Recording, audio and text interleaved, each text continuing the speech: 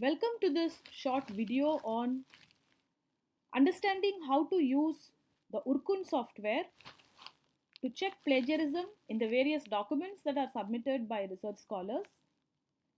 So this video will help us understand the importance of avoiding plagiarism and how to use the Urkund software in order to check plagiarism. So research supervisors can use this particular video to understand what are the various steps involved in checking plagiarism in the various documents, whether it is the journal publications of their scholars or the synopsis or the thesis, before they submit it to the Center for Research at Anna University. Before we go into seeing what are the steps involved to check plagiarism using Urkund, it is important to understand what are the UGC's guidelines regarding plagiarism. So this is the regulations that have been issued by UGC, and different levels of penalties have been given. So the penalty for 10%, up to 10% of plagiarism, if there are minor similarities, then UGC says there will be no penalty. But if it is between 10% to 40%, then the student will have to submit a revised script within a stipulated time period before 6 months. So they have to resubmit it.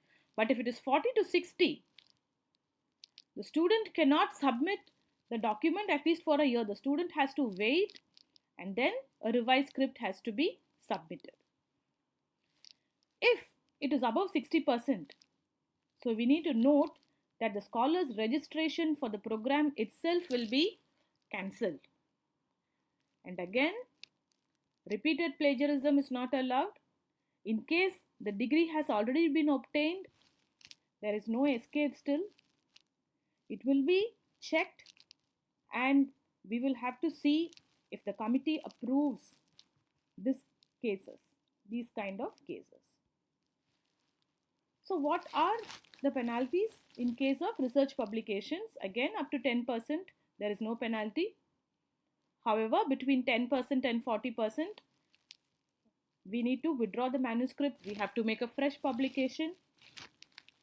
If the similarity is above 40%, up to 60%, they will be asked to withdraw the manuscript, and the guide or the assistant professor or any kind of a teaching faculty who has submitted the research publication will be denied the right for an annual increment.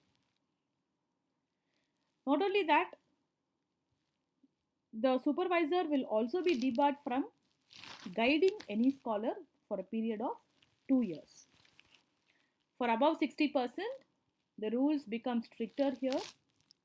So not only to withdraw the manuscript, 2 successive annual increments will be cut off, and then the guide also cannot supervise anybody for a period of 3 years.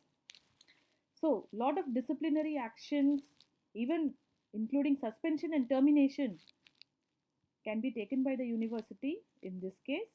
Similarly, if the credit has already been obtained, if the degree was awarded and if it is found later, again it can be a problem.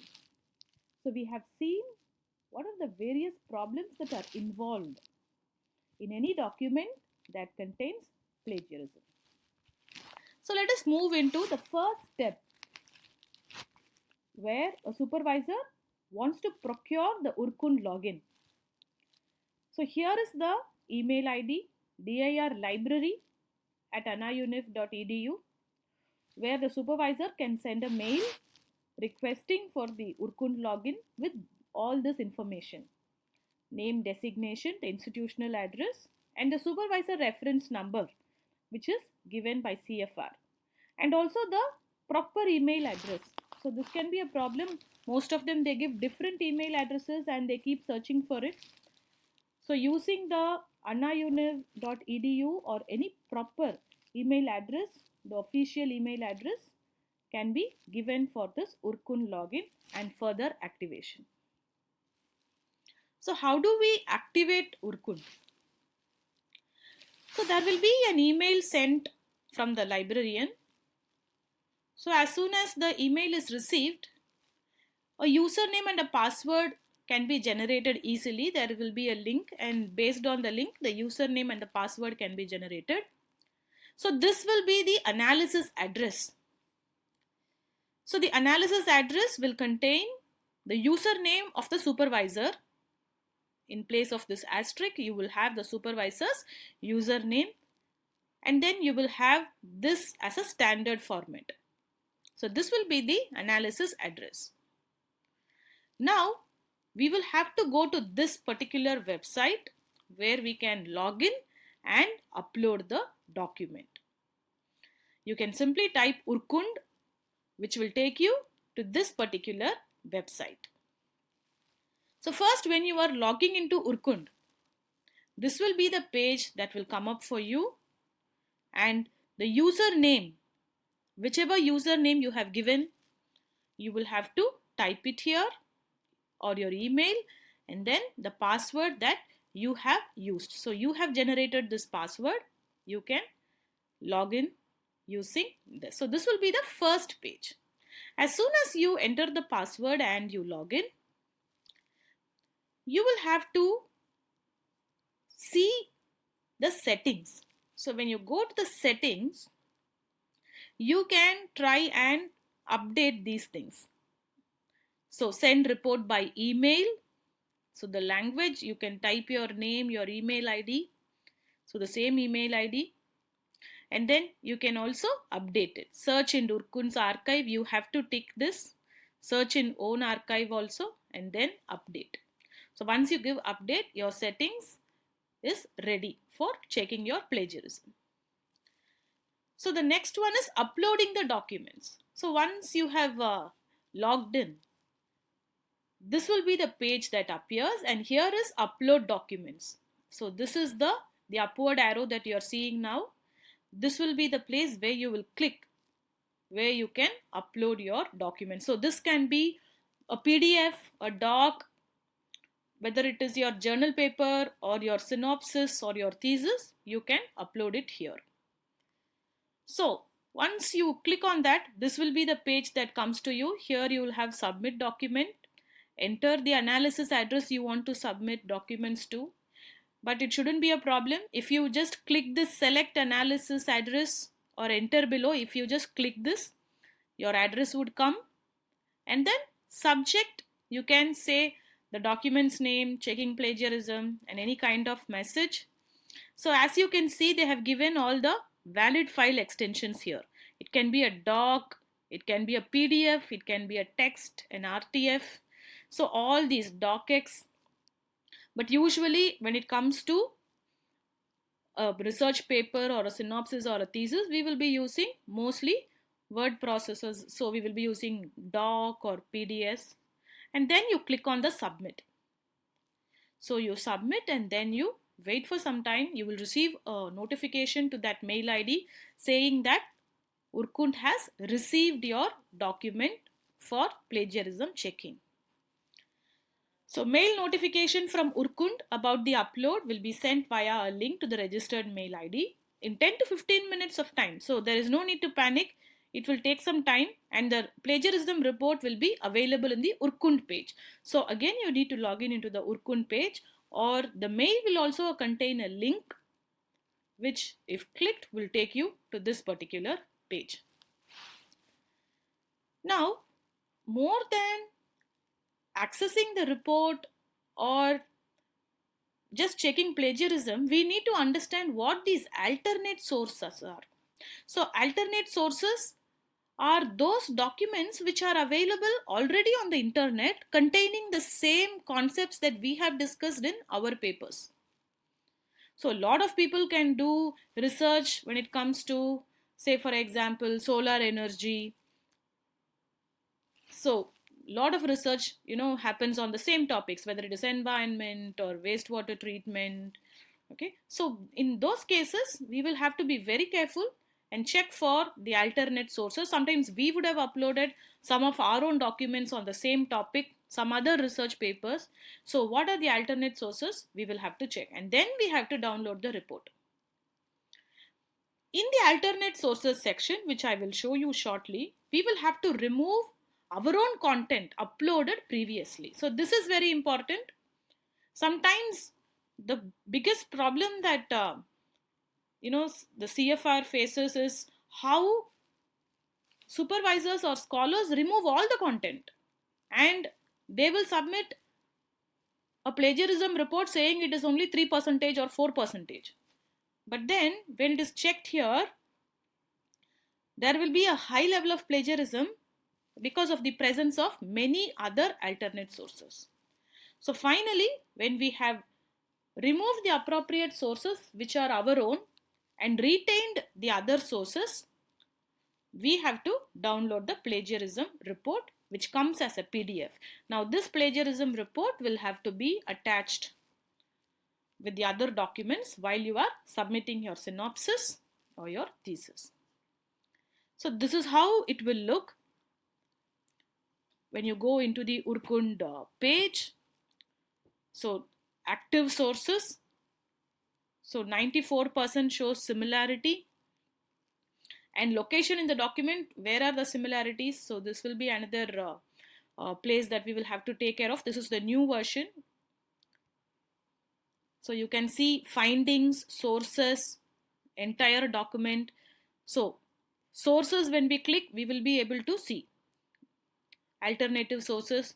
This is what I was telling you about, how much of text is matching. If this is my own document that I had uploaded earlier, then I will have to remove it. If it is not my document, I cannot remove it. Okay. So there are two versions now. Actually, there is one original. So when you enter Urkund, it will say original, or this is the older version of Urkund where you will have the name Urkund here, and then you can see that there are sources and highlights. So within sources, there are different documents, right? There are different documents, but sometimes this can be the document of the same research scholar which they have uploaded earlier. So we will cross check. So you can see on the left side and on the right side, same content is there. So we will remove this content and then we will check for plagiarism. This is how we have to do. Now look at the other documents. This is from this PDF that I am pointing out now can be from a different source. I cannot remove this document because this document is not mine. Similarly, the other PDFs here, right? So that is why it is showing 2%. So this is the old version of Urkund. It is better to check both, where you can clearly see what are the alternate sources, and when you click on the source, it will get downloaded. Once it gets downloaded, you can see whether it is your own document or somebody else's document. See, this is why we always recommend that you use your name while you are naming that particular document. Your research, your register number, your name. If you use that while you are naming a document and uploading it, then it becomes very easy for anybody to identify that this document belongs to you. If you put your full name and your register number. Instead, when we simply name the document as article, research article, journal paper, research thesis, then it becomes very difficult to identify. Sometimes these documents will not open. In those cases, we ask the scholar to resend an Urkund report for this particular document, and then they will say this document does not belong to them. So there are a lot of other problems. That is why we have to check very carefully before we generate the report. So this will be a sample report page, and in the sample report page you can see that it is the first of 84 pages, but we don't need all the 84 pages. We just need the first 2 pages where you have the sources included. Okay, so here you can see similarity is 11%. So keep in mind about the levels we saw as per UGC guidelines. Okay, so up to 10% you know that there is no penalty, there is no problem. But after that it becomes a problem. So we will have to be very careful about this. So these are the contact numbers for further clarification. If you have any clarification about whether the way that you are checking is right or you have some problem in your login, you can always contact these numbers.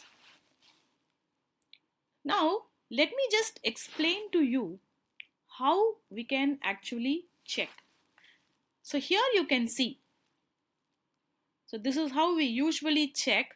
And here you can see how when we are clicking on a document that we have uploaded, this is how you will start getting the plagiarism report. The analysis overview you will start getting. Now this is the original which I told you, the latest version. This is the new original. Now sometimes we have to just click here, right, where we had that new original. If you click there in this particular space, as you can see where the cursor is moving, it will take you to the older version of the Urkund. So here you can see matching text, view the entire document. So here you can, this is the down arrow that helps you in downloading the analysis report. Okay, you can download it as a PDF. Okay, so matching documents you want to see what are the sources that are similar. Then what you can do is try and see the matching document. So which document is this similar to? So here you have the sources like I told you. Now this person has already uploaded. So we are going to remove this particular document. So you are excluding the primary source. So once you save and continue, this particular primary source, because it is matching with it, has been removed. So again, if you see, this person has again uploaded, checked at some time. So again, what we are going to do, we are going to remove this also. Now please remember, you can remove only your documents. Don't remove all the documents. So earlier you saw how it was 100%. So as we remove some of the documents that belongs to the scholar, we will see how it is reduced.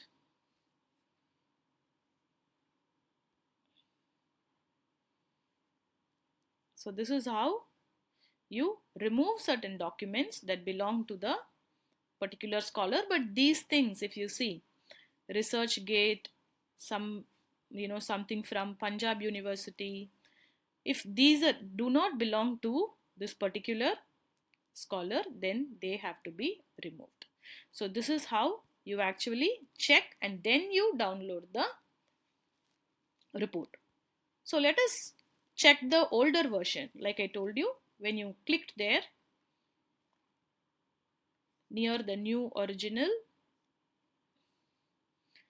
so this is your Urkund page where you can check. Now here you can see on the right side where the cursor is here, you can see how there are sources and there are highlights. So here especially we know that this is the scholar's thesis. The scholar has named it properly and now it says 100%. So what we are going to do is we are going to try and remove this because this is the scholar's work itself. So again we have these alternative sources. So here in the alternative sources, if you see, we have Uma thesis which we already checked, right? So we will remove this also. So once you remove that, it says 0%, but then there will be other resources here which we will cross check again, right? So we have to see how they are matching. So these documents we understand do not belong to the scholar. So you can see how the plagiarism level increases when we are not removing these documents. So whichever documents there is a similarity with, we have checked, and with these documents the plagiarism level should not go above 10%. So here you can see it is coming up to 7%, and we have not included the documents that are not from the research scholar. So this is how it is usually done, right? So once this is done, you can download the report. Here you can see on the left side whatever the scholar has submitted, and on the right side you can see what already exists. So here if you try and put your cursor here where it is Urkund's archive, you can see who submitted this and the date when it was submitted. So this will also show us the source of this particular document. So I hope this video was useful for all of you. I hope there was some clarity on understanding how to use Urkund, how to generate the report, how to understand alternative sources, what are the alternative sources that we have to keep, that we have to remove.